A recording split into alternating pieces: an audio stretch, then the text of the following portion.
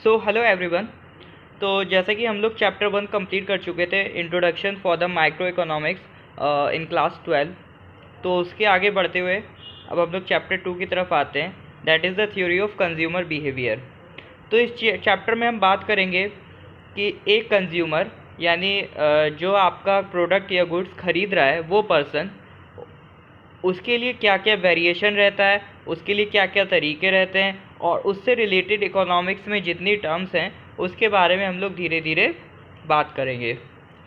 तो सबसे पहले शुरू करते हैं यूटिलिटी। यूटिलिटी क्या होती है?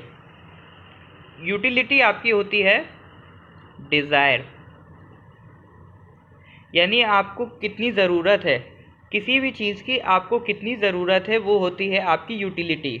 यूटिलिटी एक सब्जेक्टिव है, यानी ये पर्सन टू पर्सन वेरी कर सकती है। यानी जो आपकी ज़रूरतें हो सकता है अगले पर्सन की ज़रूरतें नहीं हैं। जैसे अगर आप साइंस स्ट्रीम से हैं तो आपको फिज़िक्स केमिस्ट्री मैथ्स की बुक्स की ज़रूरत पड़ेगी, और कोई ह्यूमैनिटीज़ स्ट्रीम का स्टूडेंट है तो उसे ज्योग्राफी इकोनॉमिक्स इस तरह की बुक्स की ज़रूरत पड़ेगी। तो कहीं ना कहीं आप पर्सन एक ही हैं लेकिन आपकी ज़रूरतें अलग हैं। अब कई बार चॉइस की बात आती है। अब जैसे खाने में कोई पिज़्ज़ा पसंद करता है, कोई समोसे पसंद करता है, ये सब अपनी अपनी अलग अलग डिमांड्स हैं, अलग अलग डिज़ायर्स हैं, ये पर्सन टू वो पर्सन वेरी करती हैं। तो ये तो बहुत ही कॉमन सी चीज़ है जो हम लोग आराम से समझ सकते हैं। Utility that one individual gets from the commodity can change with change in place and time. अब जगह और टाइम के हिसाब से भी आपकी यूटिलिटी चेंज हो सकती है। जैसे कि गर्मियों में आपको फ़ैन की ज़रूरत पड़ती है, एयर कंडीशनर की ज़रूरत पड़ती है, वहीं सर्दियों में आपको रूम हीटर की ज़रूरत पड़ती है। तो टाइम और प्लेस वगैरह चेंज होने पर आपकी यूटिलिटी में भी चेंज आ जाता है। तो इस यूटिलिटी एनालिसिस के लिए दो तरीके होते हैं, एक होता है कार्डिनल, एक होता है ऑर्डिनल। तो सबसे पहले हम लोग शुरू करेंगे कार्डिनल यूटिलिटी एनालिसिस। अब देखिए इस चैप्टर में जो भी हम पढ़ेंगे तो उस पर आपको थियोरेटिकल पार्ट पे फोकस करना है, यानी कि उसकी कैलकुलेशन, उसकी ग्राफ्स, उसमें हमें डीप में नहीं जाना है। हमें बस जितने भी टर्म्स हैं उसका मतलब समझना है, यही हमारे लिए ज़्यादा ज़रूरी है। ठीक है, तो कार्डिनल यूटिलिटी एनालिसिस की शुरू करते हैं। It is the analysis that level of utility can be expressed in numbers. यानी हर पर्सन की यूटिलिटी को ये नंबर्स में अरेंज कर सकते हैं। यानी कि मान लीजिए आप पर्सन हैं और आपको भूख लगती है, तो आप कहते हैं मैं 5 मैंगोज़ खा सकता हूँ, 5 मैंगोज़। तो ये आपकी टोटल यूटिलिटी है। ठीक है, यानी मैक्सिमम आप कितने मैंगोज़ खा सकते हैं? 5। और वहीं पर अगर मान लीजिए अगर मैं कहूँ आप 6th मैंगो खाइए, ठीक है, आपकी यूटिलिटी थी 5, बट वहीं मैं अगर आपसे कहूँ कि आप एक और मैंगो खाइए, तो आपकी जो 6 मैंगो खाने की यूटिलिटी है वो कम हो जाएगी। अगर हो सकता है आपके कुछ परसेंट चांस है, मान लीजिए 20% चांस है कि आप छठा मैंगो भी खा लें। वैसे तो आपको अगर 5 मैंगोज मिल जाए आप सेटिस्फाइड थे, आपको उससे ज़्यादा की ज़रूरत नहीं है। लेकिन फिर भी कोई अगर आपको मान लीजिए ज़ोर ज़बरदस्ती कर रहा है, खिलाना चाहे, तब भी आपने कहा चलो ठीक है मैं 6 खा लूँगा, लेकिन उसकी प्रोबेबिलिटी कम हो जाएगी, मतलब उसके चांस खाने की, यानी कि 20% उम्मीद है कि मैं खा पाऊँ। वहीं आपको उसके बाद फिर कोई और एक खिलाए 7th, तो अब और चांस कम हो जाएंगे, अब आप कहेंगे 10% बचा। और फिर आपसे कोई कहे 8 खा लो, तो अब तो आप हाथ जोड़ लेंगे, आप कहेंगे मैं बिल्कुल नहीं खा पाऊंगा। या तो हो सकता है आप खाएं, लेकिन अगर आप खाएंगे भी तो आपके जो खाने की रेट है वो 20% से तो कम ही हो जाएगा। तो पहले 20 था, 20 से घट के 10 हो गया, अब यहाँ पर और घट जाएगा। तब यहाँ पे दो तीन बातें समझने की हैं। आपको जो टोटल रिक्वायरमेंट थी 5, ये हो गई आपकी टोटल यूटिलिटी। अब टोटल यूटिलिटी के बाद आपकी कंप्लीट डिज़ायर होने के बाद भी जो आप कंज्यूम कर रहे हैं वो जाएगी आपकी मार्जिनल यूटिलिटी। और यहाँ पर एक लॉ आता है, law of diminishing of marginal utility. यानी जैसे जैसे आपकी ये मार्जिनल यूटिलिटी बढ़ेगी, हर यूटिलिटी में आपका जो उसको इनटेक करने का जो परसेंटेज है, जैसे 6 में आपका 10% है, फिर 7 में आप 6th लेने का आपका परसेंटेज 20 है, 7th लेने का 10% है, ये आपका घटता जा रहा है। तो इसी को कहते हैं हम law of diminishing of marginal utility. तो ये हमारा टोटल यूटिलिटी हो गया। Total utility of a fix quantity of commodity is the total satisfaction drive for consuming the given amount of some commodity X. कोई कॉमोडिटी एक्स है, हमारे case में हमने मैंगोज माने थे, उसका कोई गिवन अमाउंट हमने कितना माना था, 5 मैंगोज, ठीक है। तो TUN refers to the total utility derived from consuming n units of commodity X। तो TUN, तो हमारे केस में TU कितना हो जाएगा 5, क्योंकि 5 मैंगोज खाने पर of a commodity X। Commodity X क्या हो गया हमारे यहाँ M मैंगो, यानी 5 मैंगो खाने पे हमें टोटल यूटिलिटी मिलती है। मार्जिनल यूटिलिटी क्या थी, मार्जिनल यूटिलिटी थी चेंज इन द टोटल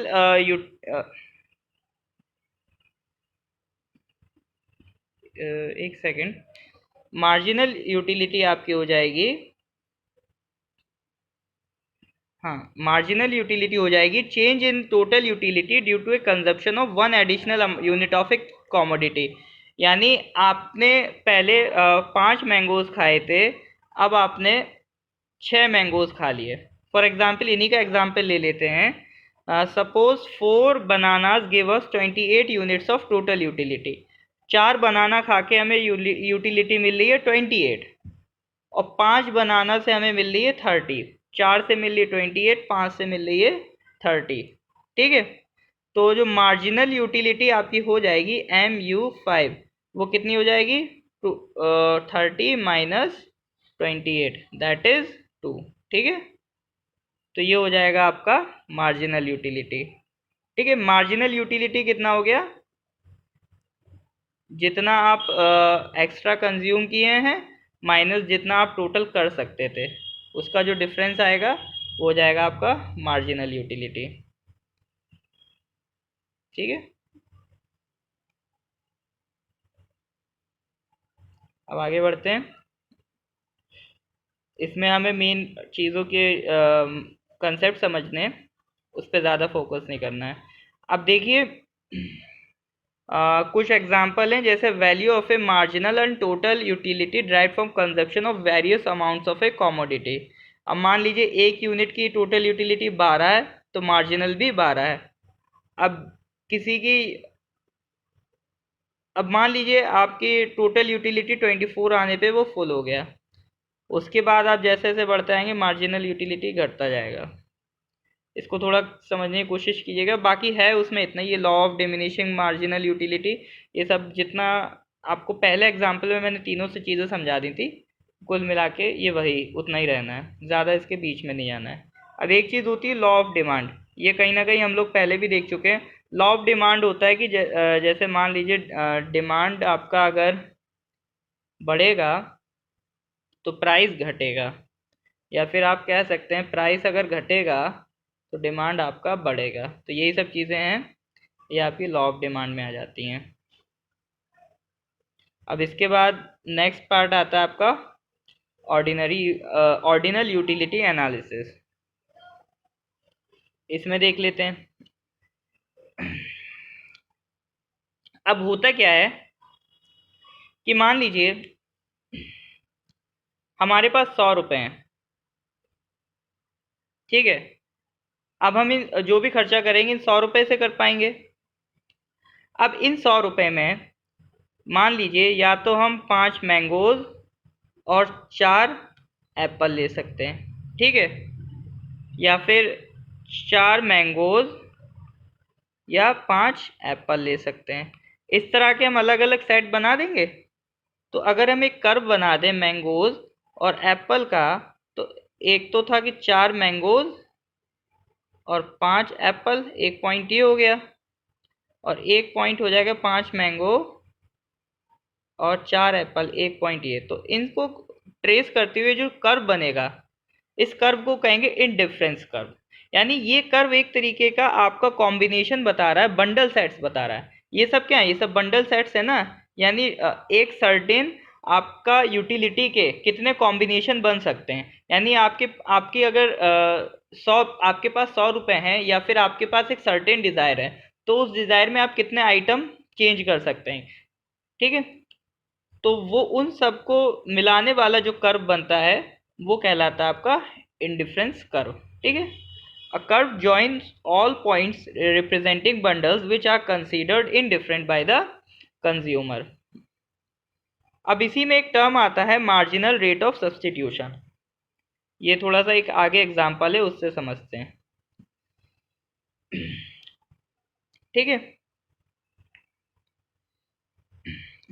अब देखिए, एक कॉम्बिनेशन तो आपका ये था कि आपने एक बनाना लिया और 15 मैंगोज लिए, ठीक है। दूसरा कॉम्बिनेशन था 2 बनाना लिए और 12 मैंगोज लिए। अब ये कॉम्बिनेशन फिट होने के, ये कॉम्बिनेशन बस बन कैसे रहा है, ये कॉम्बिनेशन इस तरह से बन रहा है कि अगर आप इनका टोटल प्राइस देखेंगे तो वो फिक्स रहेगा, ठीक है। यानी जो ये यूटिलिटी प्रोवाइड कर रहा है वो फिक्स रहने वाली है।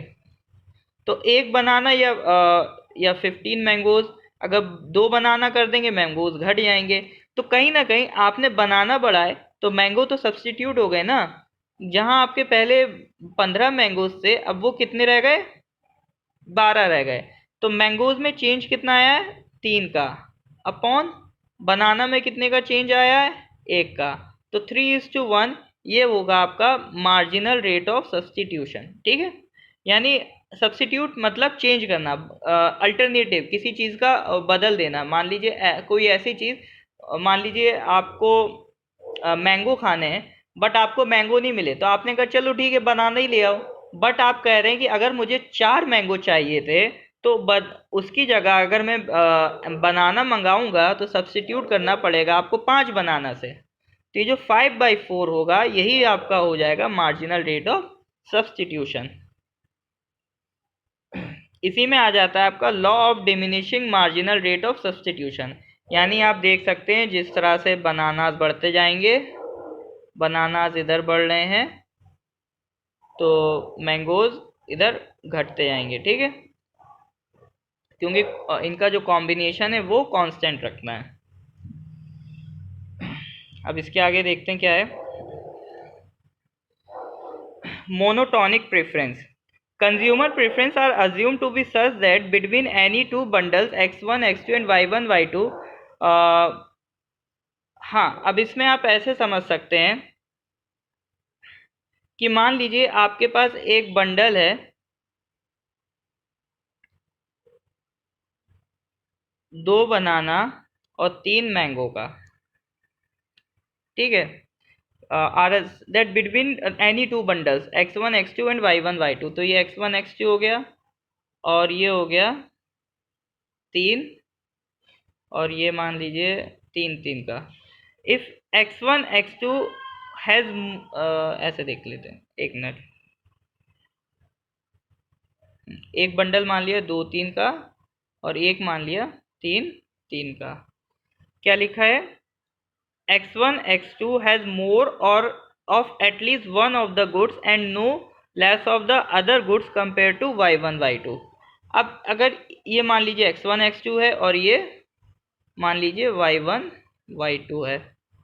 अब इसमें जो गुड्स हैं इसके मुकाबले ये ज़्यादा ही है, कम तो नहीं है, and no less of the other good. इसमें जो भी है ये 3 जो है इसके 2 से तो ज़्यादा ही है, और यहाँ पर बराबर है, कम तो नहीं है ना। यानी ये वाला जो बंडल है इस वाले बंडल से तो ज़्यादा ही है, कम तो किसी भी हाल में नहीं है। तो इस तरह की प्रेफरेंसेस को हम कहते हैं मोनोटोनिक प्रेफरेंसेस। तो अगर किसी भी कस्टमर की preferences are monotonic if and only if between any two bundles the consumer preferences the bundle which has more of at least one of the goods and no less of the other good as compared to the other bundle। यानी इस bundle में जो भी आपका item होना चाहिए पिछले bundle से ज़्यादा ही होना चाहिए, कम किसी भी हाल में नहीं होना चाहिए। इस तरह की प्रेफरेंस को कहते हैं हम मोनोटोनिक प्रेफरेंसेस।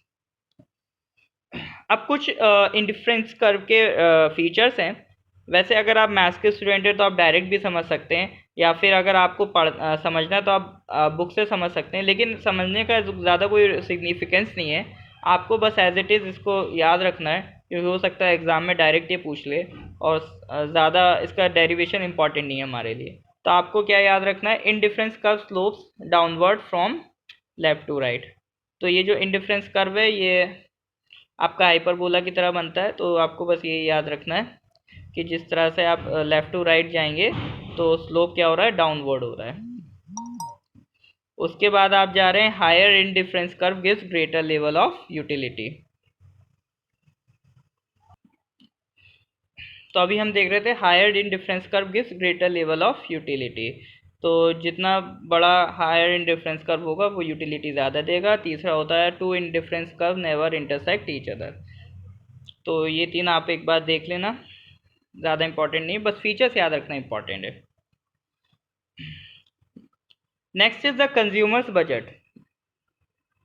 अब क्या हो रहा है, जो consumption bundles that are available to the consumer depend on the prices of the two goods and the income of the consumer. अब मान लीजिए पहली बात तो हमने जो कंजप्शन बंडल माना है वो 2 आइटम्स का माना है, इससे ज़्यादा का भी हो सकता है बट हम अपनी समझ के लिए 2 आइटम्स का बंडल मान रहे हैं, ठीक है। तो कह रहा है जो कंज्यूमर के लिए बंडल अवेलेबल है 2 आइटम्स का, तो क्या है वो, depend on the prices of the two goods and the income of the consumer. अब कंज्यूमर बंडल कैसे बनेगा कि एक तो वो उन 2 गुड्स पे डिपेंड करेगा, फिर इनकम ऑफ द कंज्यूमर पे भी डिपेंड करेगा। कि मान लीजिए आप 5 एप्पल 4 मैंगोज खरीद रहे हैं, अब लेकिन हो सकता है आपकी इनकम ही इतना अलाउ कर रही है, या हो सकता है आपकी प्रेफरेंस ही इतनी हो, दोनों बातें हो सकती हैं। तो इसी से रिलेटेड कुछ चीज़ें हैं, जैसे पहली हो गई आपकी budget set and budget line. तो बजट सेट की बात करते हैं। मान लीजिए आपकी इनकम है m, ठीक है, ये आपकी टोटल इनकम है, और आपके पास बनानाज हैं और मैंगोज हैं। बनानाज को हम डिनोट कर रहे हैं x1 से, मैंगोज को डिनोट कर रहे हैं x2 से। और बनानाज की प्राइस हो गई P1, मैंगोज की प्राइस हो गई P2।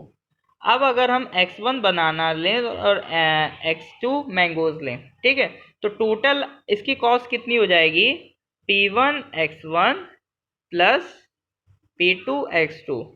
x1 बनानास खरीदे, x2 मैंगोज खरीदे, तो टोटल इसकी कॉस्ट कितनी हो गई, P1 x1 plus P2 x2। ठीक है, ये समझ में आ रहा है। अब ये कुल मिला के या तो आपकी इनकम के बराबर होगा या आपकी इनकम से कम होगा, आपकी इनकम से ज़्यादा नहीं हो सकता। अगर आपकी इनकम से ये क्वांटिटी ज़्यादा हो गई तो इसका मतलब ये आपकी प्रेफरेंस रहेगी ही नहीं, आप उतना ही तो खरीदेंगे जितना आपका इनकम हो, ठीक है। तो P1 x1 plus P2 x2 must be equal to m, not greater than m but it can be less than m। तो जो इनइक्वालिटी यहाँ पे डेवलप हुई है ये वाली इक्वेशन में, इसी को कहते हैं बजट कंस्ट्रेंट, यानी ये हमारा कंस्ट्रेंट है, हम इससे ज़्यादा नहीं खरीद सकते। और जो ये m वाला जो सेक्शन है, इक्वालिटी यहाँ पर लग जाएगी, यानी P1 x1 plus P2 x2 बराबर m, ये वाली जो लाइन होगी ये आपको देगी बजट सेट। आगे मैं दिखाता हूँ किस तरह से।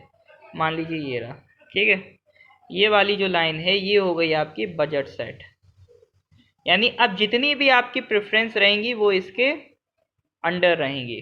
और जब आपकी जो प्रेफरेंस वाली लाइन है वो बजट सेट के बराबर हो जाएगी तो उसको हम क्या कहेंगे, बजट लाइन। तो इसमें सिर्फ इतना ही था, फिर ये सब बस मैथमेटिकल पार्ट है, वो हमारे इतने काम का नहीं है। The next part is optimal choice of the consumer। अब ये अज्यूम किया जाता है कि consumer chooses her consumption bundle on the basis of a taste and preference over the bundles in the budget set. अब कंज्यूमर जो भी choose कर रहा है वो किसके बेसिस पे कर रहा है, अपने टेस्ट के बेसिस पे कर रहा है, और उसकी प्रेफरेंस क्या है उसी के बेस पे कर रहा है। ये तो बहुत कॉमन सी चीज़ है, इसमें ज़्यादा समझाने की मुझे लगता है ज़रूरत नहीं है, क्योंकि आप समझ सकते हैं कि आप जो भी खरीद रहे हैं आपके लिए क्या कंस्ट्रेंट रहता है। एक तो वो मुझे पसंद होनी चाहिए, दूसरा मेरी लिमिट में आनी चाहिए, ठीक है। अब मान लीजिए आपके पास 10 लाख रुपए हैं, तो आपके पास 10 लाख रुपए में अगर आपको कार खरीदनी है तो एक आपने लिमिट लगा दी 10 लाख, तो अब आप क्या करेंगे, उस 10 लाख की लिमिट में गाड़ियाँ देखेंगे कि इस लिमिट में कौन कौन सी कार्स अवेलेबल हैं, उसी के हिसाब से आप खरीदेंगे। ऐसा तो है नहीं कि 10 लाख में सिर्फ एक ही गाड़ी आती है, कई वैरायटीज आती हैं। अब उन वैरायटीज में से जो आप चूज करेंगे वो आपकी प्रेफरेंस होगी, वही आपका टेस्ट होगा, ठीक है। तो जो भी कंज्यूमर चूज कर रहा है अपनी पसंद के हिसाब से चूज कर रहा है। तो इसमें हम देखते हैं हम क्या कर सकते हैं, हमारे समझने के लिए क्या है। तो ये होता है कंज्यूमर ऑप्टिमम, यानी द पॉइंट x1, x2, ये जो आपके पॉइंट हैं x1, x2 at which the budget line is tangent to an indifference curve, ठीक है। x1, x2 क्या है आपका, ये आपका सेट है, बंडल सेट है जो आप खरीद रहे हैं। मान लीजिए मैंगो और बनाना आप खरीद रहे हैं, ठीक है। तो आप मैक्सिमम कितना खरीद सकते हैं, आप अपनी इनकम से ज़्यादा तो नहीं खरीद सकते। तो मान लीजिए आपके पास 100 रुपये थे, ठीक है, और मैंगो की कीमत है 10 रुपीज़ पर मैंगो, और बनाना की कीमत है 20 रुपीज़ पर बनाना। तो आप एक तो ये कर सकते हैं कि 3 बनाना खरीद लिए और 4 मैंगो खरीद लिए, ठीक है, तो 100 रुपीज़ हो गए। या फिर आप ये भी कर सकते हैं, 2 मैंगो 2 बनाना, तो ये कितने हो गए, 20 + 40, ये 60 रुपीज़ हो गए। 60 रुपीज़ हो गए, बट आपके पास लिमिट कितनी है, 100 की, यानी स्टिल 40 रुपीज़ की लिमिट बची है। तो आपका एक ये 2,2 और 4,3, इनमें कौन ज़्यादा ऑप्टिमम होगा, 4,3। क्यों, क्योंकि ये आपकी मैक्सिमम लिमिट है, ये आपकी ऑप्टिमल चॉइस है, आप इससे ज़्यादा नहीं खरीद सकते। तो बस यही होती है आपकी optimal choice of the consumer. इसके बाद आता है डिमांड। डिमांड आपका क्या होता है, डिमांड भी यही होता है, it was observed that the amount of a good that the consumer chooses optimally depends on the price of the good itself, the consumer's income and her taste and preference. The quantity of a commodity that the consumer is willing to buy and is able to afford given prices of goods and consumer's taste and preference is called demand. यानी वो चाह क्या रहा है, अपने income के हिसाब से, अपने प्रेफरेंस के हिसाब से, अपने टेस्ट के हिसाब से जो कमोडिटी की क्वांटिटी जो कंज्यूमर खरीदना चाहता है वो उसकी डिमांड हो जाती है। और डिमांड से रिलेटेड 2-3 चीज़ें हैं। डिमांड और प्राइस के बीच में जो फंक्शन होगा, ठीक है, डिमांड और प्राइस के बीच में जो फंक्शन होगा वो होगा आपका डिमांड फंक्शन। और डिमांड और प्राइस के बीच में जो कर्व होगा वो होगा आपका डिमांड कर्व, ठीक है। ये कर्व डिमांड और प्राइस के बीच में, और डिमांड और प्राइस के बीच में जो फंक्शन होगा कि मान लीजिए demand is equal to 2p + 3, इस तरह की चीज़ें, तो ये होगा फंक्शन, ये हो गया कर्व। अब जहाँ पे भी आपको क्वांटिटी मिले, क्वांटिटी का मतलब है डिमांड, ठीक है, ये याद रखेंगे, क्वांटिटी का मतलब है डिमांड। और आगे बढ़ते हैं, ये आपका बाकी मैथमेटिकल पार्ट है, उसमें हमें ज़्यादा परेशान नहीं होना है।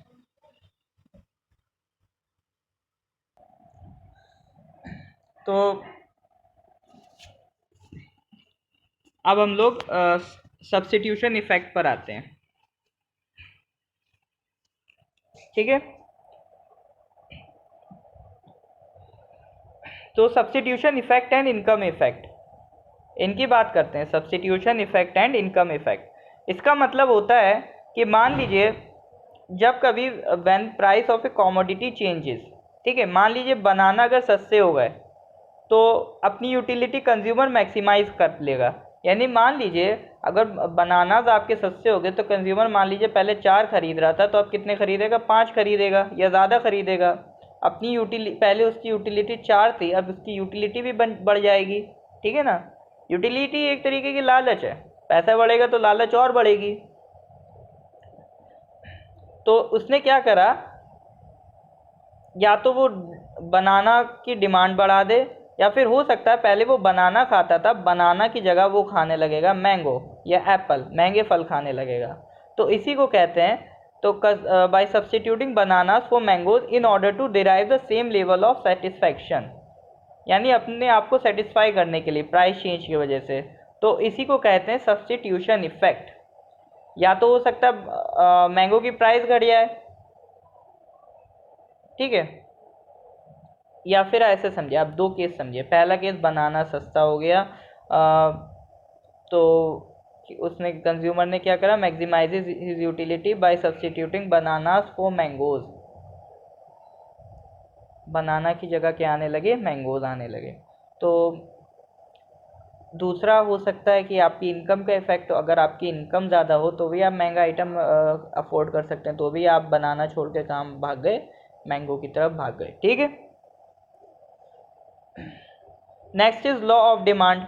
लॉ ऑफ डिमांड में आपको बस इतना, ये पहले भी देख चुके हैं कि डिमांड बढ़ेगा तो क्या होगा, demand law that other things being equal there is a negative relation between demand for a commodity in price of the commodity increases, demand for it falls, and when price of the commodity decreases, demand for it rises, ठीक है।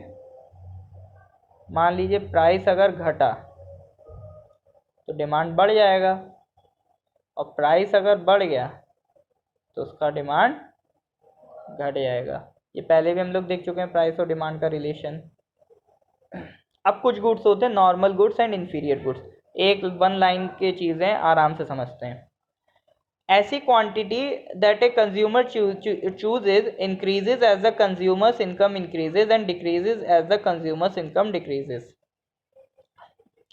मान लीजिए जो भी normally हमारे goods होते हैं, मान लीजिए अगर हमारी ऐसे गुड्स कि अगर हमारी इनकम बढ़ी तो हमने उन चीज़ की डिमांड बढ़ा दी, और इनकम घटी तो उनकी डिमांड घटा दी। फॉर एग्जांपल कॉफ़ी, अगर आपकी इनकम बढ़ेगी तो आप मान लीजिए कॉफ़ी ज़्यादा पी रहे हैं, या फिर आप मान लीजिए मैकडी या फिर डोमिनोज़, अगर आपकी इनकम ज़्यादा बढ़ेगी तो आप डोमिनोज़ ज़्यादा जाएंगे, कम इनकम घटेगी तो आप कम जाएंगे।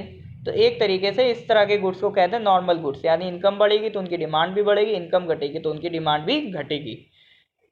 एक होते हैं इन्फीरियर गुड्स। इन्फीरियर गुड्स जैसा कि नाम ही आपको बता सकते हैं कि यानी ऐसे गुड्स हैं जो अगर आपकी इनकम बढ़ रही है तो आप उन्हें अवॉइड करेंगे, इनकम बढ़ी तो आपने उनकी डिमांड को क्या करा, घटा दिया, ठीक है।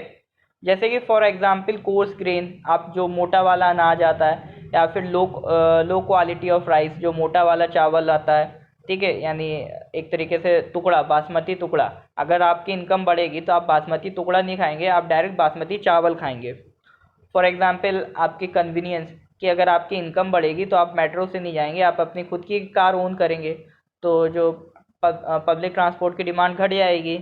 या फिर आपके पास मान लीजिए पहले साइकिल थी, तो अब आप साइकिल से किस पे आ गए, बाइक पे आ गए या कार पे आ गए, तो इनकम बढ़ने से क्या हो रहा है, आपने साइकिल की डिमांड घटा दी। तो इस तरह के जो गुड्स होते हैं वो क्या होते हैं, इन्फीरियर गुड्स। तो नॉर्मली गुड्स में इनकम बढ़ने के साथ डिमांड बढ़ती है, और इन्फीरियर गुड्स में इनकम बढ़ने के साथ डिमांड घटती है, एंड वाइस वर्सा। अब next is substitutes and complements. तो कॉम्प्लीमेंट्री गुड्स वो होते हैं जो कि एक साथ कंज्यूम किए जाएं, ठीक है। For example T and sugar, चाय और शक्कर। अगर मान लीजिए शुगर का प्राइस बढ़ गया तो आप शुगर कम मंगाएंगे, शुगर का प्राइस बढ़ गया तो आप टी कम पिएंगे, और चाय कम पिएंगे तो इसका मतलब आप जो चाय की पत्ती है वो भी कम खर्च करेंगे, ठीक है। शुगर का प्राइस बढ़ा, चाय कम पिएंगे, चाय कम पिएंगे तो चाय की पत्ती की डिमांड अपने आप कम हो गई।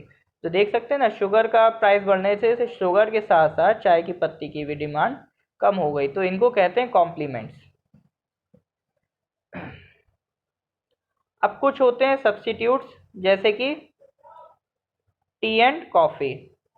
अब मान लीजिए आपके पास अगर इनकम बढ़ी तो आपने क्या करा, टी की जगह कॉफ़ी पिएंगे, कॉफ़ी महंगी आती है, और इनकम घटी तो आप कॉफ़ी की जगह टी पिएंगे। तो ये होता है सब्स्टिट्यूट। आपने सब्स्टिट्यूट ढूंढ लिया, एक इसका क्या कहते हैं, अल्टरनेटिव ढूंढ लिया। अब आपके पास इनकम बढ़ी तो आपने ब्रांड भी बदल दी। मान लीजिए पहले इनकम कम थी तो आप 3 स्टार होटल में खाना खाते थे, इनकम बढ़ी तो अब आप 5 स्टार होटल में खाना खाने लगेंगे, काइंड ऑफ। ठीक है, आगे देखते हैं। Shift in the demand curve, ये इतना कुछ काम का नहीं है। मार्केट डिमांड, डेफिनेशन से देखें, the market demand for a good can be drive from the individual demand curve. सबके डिमांड कर्व बना लिए, यानी मान लीजिए एक गांव में 5 लोग रह रहे थे, ABCD। ए से पूछा, इसने कहा मुझे 10 एप्पल्स की ज़रूरत है, बी ने कहा मुझे 15 एप्पल्स की ज़रूरत है, सी ने कहा मुझे 4 एप्पल की ज़रूरत है, डी ने कहा मुझे 5 एप्पल की ज़रूरत है। इनको टोटल करेंगे 25, 4, 29, 5, 34। तो टोटल आपको इस गांव में 34 एप्पल सप्लाई करने हैं। तो आप कहेंगे कि मार्केट डिमांड कितनी है, 34। यही मार्केट डिमांड थी, इससे ज़्यादा कुछ नहीं है। देखिए इसमें चीज़ें बहुत ज़्यादा हैं, तो बहुत ज़्यादा आपको डीपली नहीं पढ़ना है, आपको बस समझना और आगे बढ़ना है। क्योंकि अगर एग्ज़ाम में क्वेश्चन आएगा तो बहुत ज़्यादा डीप नहीं आने वाला, बस ऊपर ऊपर से इनका एप्लीकेशन आ जाएगा, या हो सकता है डायरेक्ट इनकी डेफिनेशन आ जाए। तो आपको बस चीज़ें समझनी है और निकलना है। Elasticity of demand, elasticity of demand का मतलब है कि डिमांड आपने बढ़ाई तो प्राइस पे क्या फ़र्क पड़ा, प्राइस बढ़ा, इतना बढ़ा या इतना बढ़ा। या फिर मान लीजिए आपने प्राइस बढ़ाया तो डिमांड इतनी बढ़ी या सिर्फ इतनी बढ़ी या फिर घट गई, क्या हुआ। तो ये जो मेज़र करता है रेस्पॉन्स कि प्राइस बढ़ाने से डिमांड पे कितना असर पड़ रहा है। जब हम कह रहे हैं ना कितना, कि इतना, इतना या घट ही गया, तो ये सब चीज़ों का रेस्पॉन्स जो मेज़र करता है उसको हम कहते हैं डिमांड की इलास्टिसिटी। ठीक है, demand for a good moves in the opposite direction of its price, but the impact of the price change is always not the same, sometimes the demand for a good change is considerably. ठीक है, अब elasticity की definition देख लेते हैं। Measure of the responsiveness of the demand for a good to change in its price, ये तो बोलने में हो गई। अब मैथमेटिकली क्या होता है, परसेंटेज, ये होता है percentage change in the demand upon percentage change in the price. Delta P मतलब प्राइस में परसेंटेज चेंज कितना हुआ, डिमांड में कितना हुआ। मान लीजिए डिमांड में चेंज हुआ 10% और प्राइस में हो गया 20%, तो इलास्टिसिटी आपकी हो जाएगी 1/2। अब डिमांड प्राइस बढ़ेगा तो डिमांड तो घटेगा ना, तो ये माइनस में आएगा, क्योंकि डिक्लाइन इन डिमांड माइनस में आएगा, तो ये माइनस हाफ, ये हो जाएगा -1/2। ठीक है, तो इलास्टिसिटी जनरली आपको माइनस में देखने को मिलेगी।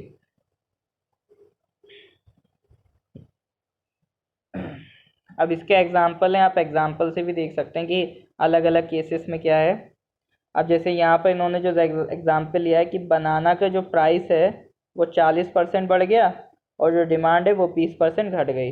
तो डिमांड घटी है, -20 हो गया, घटी है ना, तो घटी मतलब -20, और प्राइस कितना बढ़ा, +40, तो कितना हो गया, -0.5। दिस इज़ द इलास्टिसिटी, यानी 0.5 is the response to this price change. Clearly the demand for bananas is not very responsive to a change in price for the bananas, यानी जैसे जैसे प्राइस पे चेंज कर रहे हैं तो उससे उसकी डिमांड पे फ़र्क नहीं पड़ रहा है। ये सब चीज़ें मैं ज़रूरत पड़ती है जब आपको देखना होता है कि डिमांड कि आपको मान लीजिए किसी भी चीज़ का प्राइस बढ़ाना है, तो मान लीजिए अगर आपने उसकी इलास्टिसिटी बहुत ज़्यादा है, यानी मान लीजिए हल्का सा प्राइस बढ़ाने पे डिमांड बिल्कुल घट गया है, तो आप अवॉइड करेंगे ना। तो ये इनकी ज़रूरत रहती है ये सब पता करने की। इसके बाद देखते हैं कहाँ पर आना है हमें। इसके बाद आता है लास्ट टॉपिक है हमारा, इलास्टिसिटी एंड एक्सपेंडिचर। तो इसके लिए एक टेबल है, मैं उस टेबल से आपको समझा दूंगा, ज़्यादा आपको बहुत ज़्यादा डीप में नहीं आना है। पढ़ने के लिए आप पढ़ सकते हैं कि whether the expenditure on the good goes up और down as a result of an increase in its price depends on how responsive the demand for the good is to the price change। ठीक है, अब जो खर्चा overall कितना हो रहा है किसी भी गुड पे, वो ऊपर जा रहा है या कम जा रहा है उनकी प्राइस और डिमांड के घटने बढ़ने से, तो ये डिपेंड करता है कि डिमांड प्राइस से कितना रेस्पॉन्सिव है, यानी एक तरीके से जो वो इलास्टिसिटी है उस पर मैटर करता है, ठीक है। अच्छा, इससे पहले एक चीज़ बता दूं मैं, एक टर्म होता है इन इलास्टिक। इन इलास्टिक मतलब आपने क्या कहते हैं, इन इलास्टिक देखें कहीं है शायद,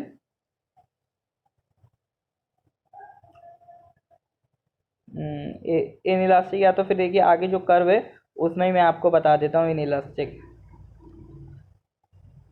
perfectly elastic,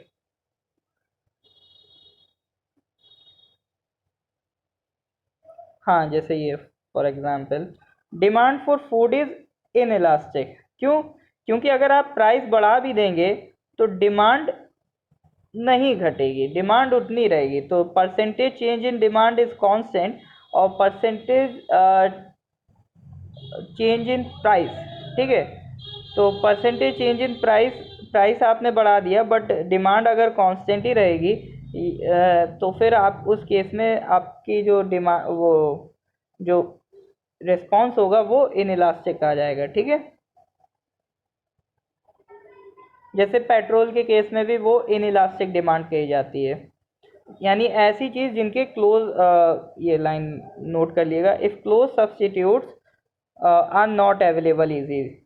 Demand for a good is likely to be elastic if close substitutes are easily available. और inelastic होगी अगर उसके substitutes available ना हो। जैसे अगर खाना अगर महंगा कर दिया जाए तो आदमी तो फिर भी खरीदेगा, पेट्रोल महंगा कर दिया जाए फिर भी खरीदेंगे, क्योंकि उसका अल्टरनेटिव नहीं है। अल्टरनेटिव है भी, जैसे सोलर एनर्जी वगैरह, बट वो उतना रिलायबल नहीं है अभी आज के टाइम में। तो नेक्स्ट आता है इलास्टिसिटी एंड एक्सपेंडिचर। इसका एक कर्व है। तो पहले तो आप देखिए, तीन केसेस जो हैं उसमें आप प्राइस बढ़ रहा है, तो प्राइस बढ़ रहा है, डिमांड घट रहा है। तो पहला केस हो गया कि प्राइस ज़्यादा बढ़ रहा है, डिमांड कम घट रहा है, ठीक है। तो एक्सपेंडिचर एक्सपेंडिचर बढ़ेगा या एक्सपेंडिचर घटेगा। तो इसको देखने का तरीका आपका ऐसा रहेगा कि मान लीजिए आपकी पहले जो प्राइस थी वो 100 थी, और कोई भी कॉमोडिटी है, ठीक है, एक मिनट, मान लीजिए कोई भी कॉमोडिटी उसकी प्राइस जो थी 100 थी, इंटू उसकी जो एक्सपेंडिचर है वो भी 100, तो ये कितना आ गया 10,000, ठीक है। एक्सपेंडिचर कितना आ गया 10,000, पी इंटू क्यू हो गया ना, ये प्राइस इंटू डिमांड। मान लीजिए 10 केले थे तो 10 तो हो गए, मान लीजिए 100 केले थे तो 100 तो हो गए आपकी डिमांड, और हर केले की जो कॉस्ट है 100 रुपये, हाइपोथेटिकली मान लीजिए, ठीक है। तो 100 इंटू 100 10,000। अब कह रहा है पहले केस में कि परसेंटेज, पहला केस आपका आएगा कि प्राइस चेंज ज़्यादा हुआ है compare to quantity, demand change. Quantity change मतलब डिमांड चेंज, मतलब प्राइस ज़्यादा बढ़ा है, डिमांड कम घटी है। तो प्राइस मान लेते हैं, जो प्राइस, जो एक न्यूमेरिकल वैल्यू मान लेते हैं, तो प्राइस ज़्यादा घटा है तो न्यूमेरिकल वैल्यू भी ज़्यादा मानेंगे, तो 10 मान ली। तो अगर प्राइस बढ़ गया 10, तो 100 था तो अब कितना प्राइस हो गया 110, इंटू, और डिमांड घट गई 8%, तो 100 का 8% कितना हुआ 8, यानी पहले अगर 100 की डिमांड थी तो अब हो गई अब हो गई 92। तो ये करीब आपका 10,000 से ज़्यादा क्वांटिटी आएगी, 22, और ये आपका आएगा 10,120 अराउंड, ठीक है, ग्रेटर देन। तो आप देख सकते हैं कि एक्सपेंडिचर बढ़ गया, ठीक है। दूसरा केस ऐसे ही देख सकते हैं। दूसरे केस में आपका प्राइस बढ़ रहा है 10%, यानी ये हो गया 110 इंटू, और आपका क्या कहते हैं 12 घट गया, डिमांड 12 घट गया, यानी अब जो डिमांड ज़्यादा घट रहा है, प्राइस बढ़ रहा है, पहले डिमांड जो था प्राइस के मुकाबले कम घट रहा था, अब डिमांड ज़्यादा घट रहा है। तो डिमांड ज़्यादा घट रहा है तो कितना हो जाएगा, 100 में से 12 घटा देंगे तो कितना आएगा, अराउंड कितना होगा 88 हो जाएगा। तो ये आप देखेंगे तो ये आ जाएगा लेस देन 10,000, तो यानी एक्सपेंडिचर घट गया। तो इसी हिसाब से आप बाकी की चीज़ें भी कर सकते हैं। अब यहाँ पे आप देख सकते हैं कि change in quantity upon percentage change in demand, तो ये कितना है 8/10, यानी 0.8, 0.8 है तो इनइलास्टिक, और ये कितना है 1, यानी यह लेस देन 1 है तो इन इलास्टिक लेस देन 1 मतलब इन इलास्टिक, ठीक है, और अगर ग्रेटर देन 1 है तो मतलब इलास्टिक। यानी प्राइस जितना बढ़ रहा है उस हिसाब से डिमांड जितना घटना चाहिए नहीं घट रहा है, तो यानी ये इन इलास्टिक कहलाएगा। फॉर एग्जांपल जो हमारे एसेंशियल गुड्स होते हैं वो इन इलास्टिक कैटेगरी में आते हैं, और जो लग्जरी होते हैं उतने इलास्टिक होंगे। जितने ज़्यादा एसेंशियल होंगे उतने ज़्यादा इन इलास्टिक, जितने ज़्यादा लग्जरी होंगे उतने ज़्यादा इलास्टिक, ठीक है। और यहाँ पर जो आपका इलास्टिसिटी है 1 आ जाएगा। यहाँ पर आप देख सकते हैं इलास्टिसिटी कितना आएगा, ग्रेटर देन 1, इस तरह से। और आप सभी में अगर वैल्यू डालेंगे तो आप इलास्टिसिटी देख सकते हैं। इलास्टिसिटी में दो चीज़ें याद रखनी है, ग्रेटर देन 1 तो क्या होगा इलास्टिक, और लेस देन 1 होगा तो इन इलास्टिक, ठीक है। 1 आएगा तो मतलब नो चेंज, बराबर चल रहा है। और उसके साथ साथ एक्सपेंडिचर निकालने का भी तरीका मैंने बता दिया। चेंज इन क्या करना है आपको, परसेंटेज चेंज प्राइस को किससे मल्टीप्लाई कर देना है, डिमांड से।